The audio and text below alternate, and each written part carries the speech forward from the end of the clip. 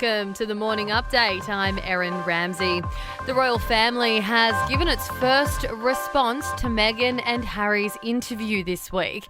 A statement released by Buckingham Palace on behalf of the Queen says issues raised around race are concerning and will be addressed privately. They will simply be saying, well, let's try to sort out the sort of private relationships that have clearly gone awry, including one involving father and son. They just they see it out. That's what they've done. That's Alastair Campbell, who was an advisor to former Prime Minister Tony Blair. The palace says it's saddened to learn the full extent of how challenging the last few years have been for Meghan and Harry, and they'll always be much loved family members.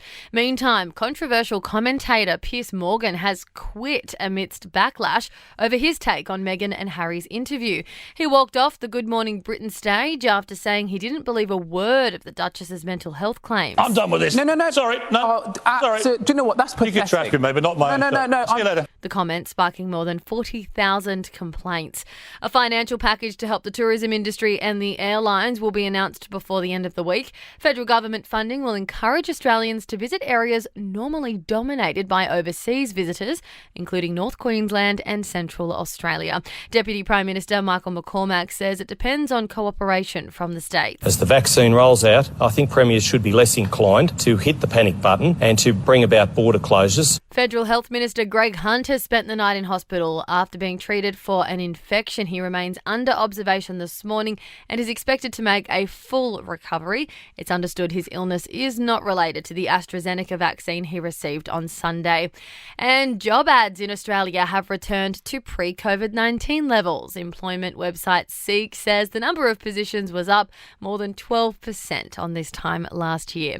To sport in cricket, New South Wales is on top of the Sheffield Shield ladder after beating South Australia by 6 wickets in Adelaide. The Blues scored 6 for 298 on the final day, sealing the win. In basketball, the New Zealand Breakers play the Cairns Taipans tonight, while South East Melbourne takes on Melbourne United, and Sydney FC will play Western United tonight in the A-League. In entertainment news, nominations for the British Academy Awards are out this morning. The Father, The Mauritian, Nomadland, Promising Young Woman, and The Trial of the Chicago 7 are all up for Best Picture. The nominations for Best Actress have also been announced. Bookie Bakray for Rocks, Rada Blank for The 40-Year-Old Version, Vanessa Kirby for Pieces of a Woman, Frances McDormand for Nomadland, Wumi Masaku for His House, Alfred Woodard for Clemency. The BAFTAs are presented in London on April 11.